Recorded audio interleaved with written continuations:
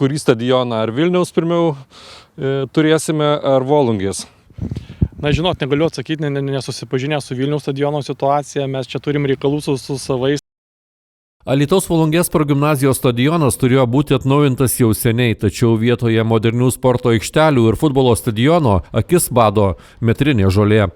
Po ilgai trukusių pažadų ir nekokybiškai atliktų darbų Alytaus miesto savivaldybė nutraukė sutartį su buvusiu rangovu ir pasitelkė naują įmonę projektui užbaigti.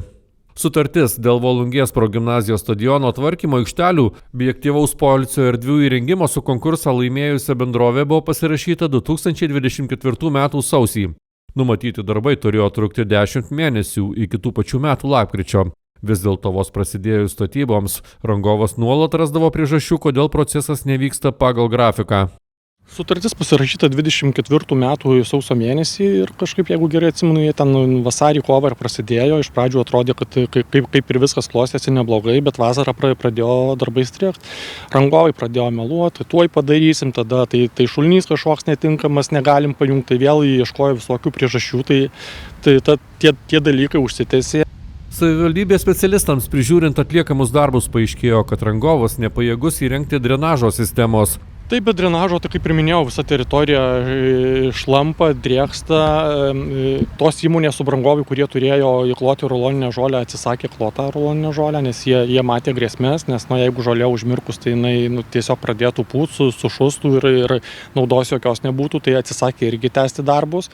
Dėl užsitęsusių darbų negalėjo vykti visavertės kūno kultūros pamokos. Praėjus daugiau nei 2 metams nuo pirminės sutarties pasirašymo, savivaldybei galutinai pavyko nutraukti santykius su įsipareigojimu nevykdžiusia įmonė. Šiuo metu darbus jau tęsia naujas rangovas. Esam nutraukę sutartį, praeitą savaitę su antstoliais apžiūrėjom teritoriją, užfiksavimo visus darbus, tiek padarytus, tiek nepadarytus darbus, tiek defektus, kurie buvo atsiradę dėl rangovo kalties.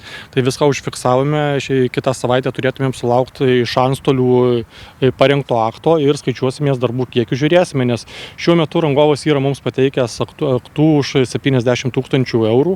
Tai žiūrėsim, kiek iš tų 70 000 mes jam mokėsim, ar dalį mokėsim, ar nieko nemokėsim. Ar gal dar kreipsimės į teismą, kad mums padengtų žalą, jeigu jinai bus didesnė nei 70 000. Administracijos direktorius pripažino, kad tikslę darbų pabaigos datą įvardyti sudėtinga, nes taisyti svetimą broką ir prisikviesti kitas įmonės nebuvo paprasta. Tačiau blogiausiu atveju stadionas naudojimui bus paruoštas pavasarį. Tiksliai, kada darbai bus padaryti, labai sunku, nes, labai sudėtingas procesas tiek su įmonėm, prisikvies kitas įmonės, kad tęstų darbus, tiek, kad kažkas taisytų kažkieno kito atliktus brokus, situacija sudėtinga, tai blogiausiu atveju pavasarį tikrai stadionas bus paruoštas naudojimui. Tai šią savaitę pajungiam, nuvedam tą lietaus vandenį, tada tvarkom truputį gerbuvį, žiūrėsim, kaip orai leis, truputį pradžiovinsim, gal labai nelis pradžiovinsim gruntą, tai pjausim žolę jau, kuri suaugusi stadione, tada reikės ją išvežti, sufrezuoti iš naujo, ir truputį pradžiūvus pradėsime kloti ruloninę žolę.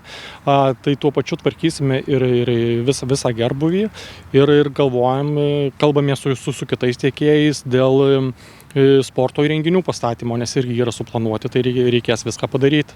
Tai žolę planuojame per spalio mėnesį įrengti, su įrenginiai žiūrėsim, juos galima ir žiemą pastatyti. Tai bėgiojimo takų dangos jos yra įrengtos, žolę įrengsime, gerbuvį, kaip minėjau, sutvarkysime, o ten tie įrenginiai tai bus maždaug tokio tipo, kaip dabar prie už Žuvinto turgaus įrengti kintamo svorio.